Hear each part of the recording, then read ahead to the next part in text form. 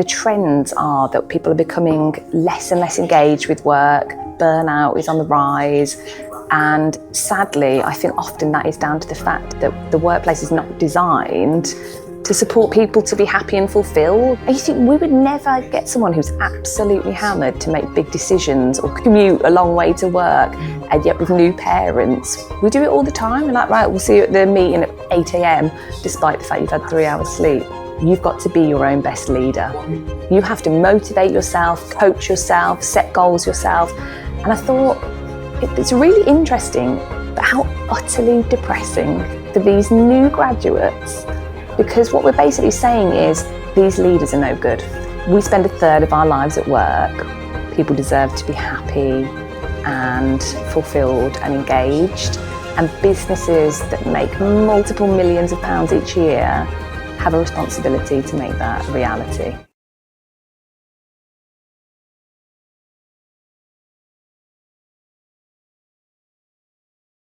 I'm Clare Radford, I'm a business psychologist, and I founded And Culture, which is a business consultancy. Okay, I love this. I studied psychology at university. No way! Yeah. Wow, where did you study? Leicester. Oh, yeah, Leicester. Yeah. Oh, I did my CIPD in Leicester, Oh, really? Okay. And my husband's from Leicester. Oh, really? So there you go. Loads of Yeah, so connections. I've always been like fascinated by people's stories and what makes them tick and whatever. So I studied psychology. I was like, how can I make this into... Yes. Yeah. Do you use it? In this, yes. Yeah. I mean, I don't want to take too much of this, the 20 minutes, but it's like, I started a project which is called the Open Journal Project, and it was all about people sharing their deepest parts of themselves that they'd only share in their personal journal, and they'd share it on camera. So I'd sit with people for like 8 hours, and it was very, very like therapeutic like I had one woman who's sadly her child passed away at 18 months. And she was sharing stuff with me that she hadn't shared with her husband. Yeah. And so it becomes very intimate, very personal, and like. And to what end do you do that? Is it as a form of therapy? Or? No, it's just for them to share their story. Okay. But because it comes from, because I'm very curious about people, what drives them and stuff. It's I just end up going to those places and just allowing people just to. The space. Yeah, giving them space to. That is, we can talk more about it, but just being there and not having your own agenda, just being there to listen and ask questions, that is therapy in itself, isn't it? And that's kind of what we want to do with these as well. Like it is, I want to know about the business, but I also want to know about you and what drives you and what gets you up. So, I definitely need more coffee. So let's start. How did you get into the industry, the space? So when I was growing up, I experienced my mum and dad going to work, and they had very different experiences. So my mum was a social worker. She helped place children into adoption, a really difficult job, really rewarding in some ways, but she would come home from work completely drained, stressed, tired, sometimes crying. And my dad retrained in his 40s to be a solicitor. And I would see him coming home from work full of life, feeling really fulfilled, having fun, progressing. And even when I was young, I thought, wow, I want that kind of job where I come home feeling great and not drained. So it just got me interested in the psychology of work. What does it take to ensure more people have that experience and that less people have that experience? Yeah. What are some of your common findings? Wow. I think the really sad fact is that we spend a third of our lives at work and people don't enjoy it. The trends are that people are becoming less and less engaged with work. Burnout is on the rise. And sadly, I think often that is down to the fact that the workplace is not designed to support people to be happy and fulfilled. It's about driving productivity, reducing costs. But what a lot of businesses don't recognise is that's so short-sighted. If you're not looking after the people, your business is going to crash and burn. So what are the findings? Businesses are not looking properly at the way they're built, the way their processes run. 85% of leaders are never trained in people management, and yet we expect them to handle people in the workplace regardless of what's going on. They might be suffering from bereavement, they might be going through menopause or returning to work after illness. And these line managers are just not equipped to support them in the right way and to make work feel like a joyful thing again. So that is what I am seeing en masse. but with pockets of brilliance, of amazing workplaces that make their people feel valued, and then they perform better as a company as well. So is it all about like cozy sofas and beanbags? Oh my in the God, workplace, no, or is it- I hate that. If there's a slide in an office, that is a red flag, right? Stop that, yeah. If you've got a slide, you are hiding something. Like there must be some terrible people sat around the exec board, because you don't need a slide and you don't need pizzas on a Friday. People go to work to feel like important, that they've got something bigger than themselves that they're connecting to. And it's gotten more tricky because we're all a bit more virtual now, but people go to build relationships as well. Like, there's loads of lonely people in the world, and they go to work, but we often don't give them that opportunity to, really get to know people on a deeper level. Yeah. I think. What is burnout? Because since we've started this business, like I've been doing this for many years now, but me and Kev started this business like 8 months ago. Okay, nice. It's not new to us. Yeah. But obviously it just made sense that we team up and Yeah. build it into a business. And I've been ill a couple of times, and it's not like. And a couple of people said to me, "Oh, you're burning out. You're overworked." I'm like, I'm not. Like, I'm really happy in what I'm doing. I'm like, I love waking up. I love doing what we do. Yes. I don't feel burnt out. Yeah. I'm a bit tired. You know, it's really interesting you say that, because there are a couple of different ways to experience burnout. Yeah. I mean, the definition is that you have physically exhausted all of your resources and your body can't cope anymore, and it breaks down and you get unwell. But there are different experiences, because some people experience it as, I'm stressed, I'm unhappy, I'm depressed, and then the burnout comes. But some people who love their jobs also experience burnout as well. They love it, they feel motivated, they can't understand, but they have reached the limits of their physical ability to give anymore. So it could be that more positive experience of burnout, which is, I'm loving this. Why would I feel burnout? It does happen, though. Well, that's interesting. Yeah. It's interesting because, like you said, I always think it's the other side, which is like you have to feel like drained. That's the like, image we have. Yeah. Maybe it's not. Look after yourself. Yeah. I feel fine. I feel great. But then also I have a 2.5-year-old who's like, Oh, mate, goes to school. That's the cause. That's it, yeah. Also, the amount of bugs they bring home and the lack of sleep. And it's a topic I am really interested in. So supporting people back to work after having children. Okay. And just in my research, I found that the level of sleep deprivation you experience is akin to being completely drunk in the workplace. Yeah. And you think, we would never get someone who's absolutely hammered to make big decisions or commute a long way to work. And yet with new parents, we do it all the time. We're like, right, we'll see you at the meeting at 8 a.m, despite the fact you've had 3 hours sleep. And then you want me to make some decisions. That's just such a terrible idea. I feel for you. Is there a way to tackle that? You have to be really mindful and adjust the workload. I mean, it's only, you're probably coming out the other side of it now, but it's only ever a moment in time to go, okay, we need to just wrap a little bit more care around this person. So if they're not sleeping, we need to be checking in with them, might need to adjust their hours on a short-term basis, and just make sure that they feel fully able to complete the work to the best of their ability. So I'm not going to give you a project that is full of risk and full of travel if I know you're getting 3 hours sleep a night. You know, for the time being, we'll let someone else manage that and you muck in somewhere else. It doesn't do any justice for the business either. Yeah, exactly. You wouldn't, like I say, you wouldn't want 100 drunk people running around making decisions in the business. So it just makes sense. Yeah.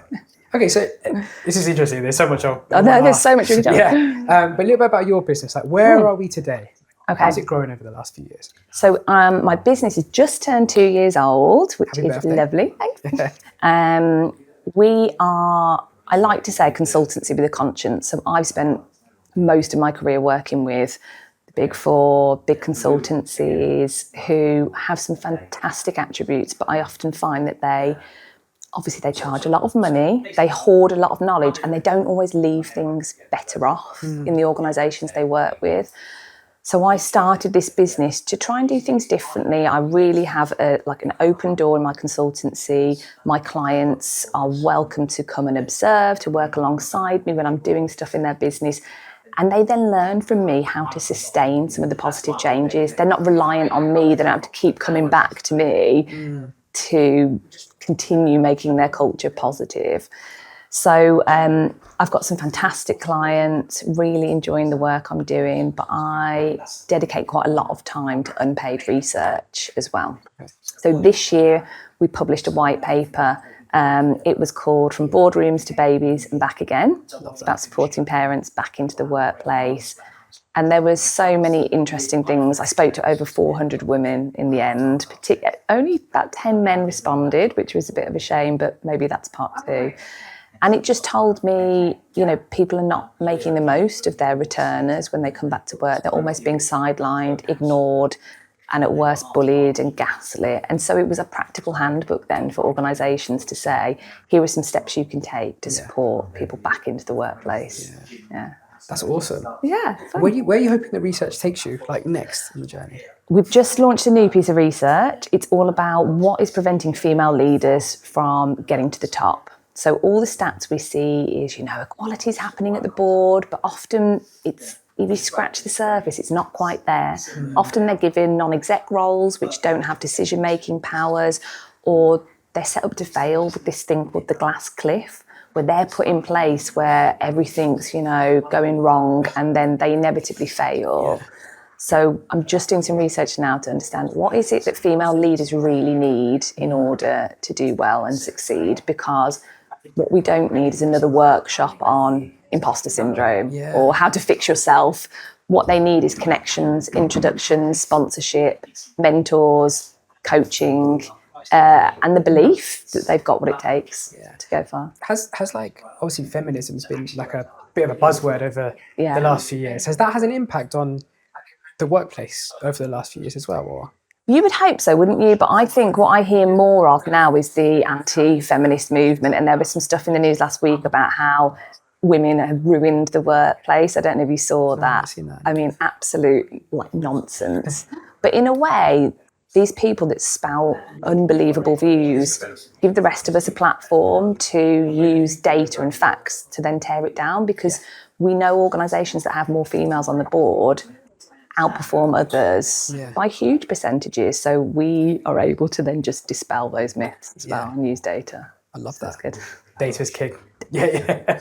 Love that. So where are you hoping to take the business then over the next 5 years? My mission is to make the workplace a joyful place to be again. I think that people need to feel fulfilled and motivated and rewarded in the workplace. And at the moment, what I'm seeing is that's not happening. And I was at a talk not long ago, and it was a talk for recent graduates, so people that are about to join the workforce for the first time. And there was this speaker, and she was fantastic, but her takeaway message was, you've got to be your own best leader. You have to motivate yourself, coach yourself, set goals yourself. And I thought, it's really interesting, but how utterly depressing for these new graduates, because what we're basically saying is these leaders are no good. If you want to be motivated, you've got to do it yourself. And I think that is what I would like to change. So we know 85% of leaders are never trained in how to manage people. And that fact has been around for years, but we need to change that. So that is my mission, is to support organisations with getting leaders to the point where they've got the skills, they've got the confidence to manage people in a really positive way, but then not just train them in isolation. So you have to look at the whole culture, the systems, the processes, think about what else are those leaders spending their time on, what gets in the way of them managing people positively, and then we're setting them up for success. And I think through that, we can make work fun again. People generally want to go to work to do a good job. They want to feel connected to other people, and they want to build some skills. They want to develop themselves as well. So it's all about unlocking that. When I was in the corporate world, I always saw a lot, and I said this, there's a lot of managers, but not many good leaders. Yes, yeah. And there's a real difference, isn't there? There's a difference. Yeah. A manager can take a task and pass it on and delegate it. A leader helps their people to be more than the sum of their parts. Yes. But to do that, we've got to help leaders understand the psychology of performance, the psychology of people, how team dynamics work, because not everybody on your team is going to have the same personality. You've got to treat them differently, motivate them differently as well. And I could count on one hand the amount of leaders I've met that know some of that stuff. Yeah. How has your view of the world changed since starting the business or being in this space? Oh, that's a great question. I honestly think everybody should work for themselves at least once in their lives. It is just so fulfilling to have something that is your own, to have a mission that you truly believe in. And it's like no feeling I've had before. And it takes me back to the story about my dad coming home from work. I get that feeling now. I feel so fulfilled. I'm happy when I come home from work. And I want other people to feel that way as well. And I know working for yourself is one of the ways to do that. So I think it's changed me in that way a little bit. Yeah. And would you say the younger version of yourself would be proud of who you are today? Oh my God. Yeah, probably. Although I did want to be a musical theatre star, to be honest. So I should be kind of disappointed in that. But no, absolutely. And to be up for the awards tonight is just amazing. And the category I'm in is all about businesses that give back to the community as well. So I'm really touched to be in that category as well. Amazing. Yeah, Just because of the interest of time, I know we can take. Yes. There's so many things I want to ask. I've got a magic mic. If I give you this magic mic, whatever you say into this mic, the whole of society can hear. What is Clare's message to the world? We spend a third of our lives at work. People deserve to be happy and fulfilled and engaged. And businesses that make multiple millions of pounds each year have a responsibility to make that a reality. Amazing. That would be the message. Thank you so much. Thank you. I'm sorry, I know it's such a short That was time, amazing. so Was that the podcast? yeah.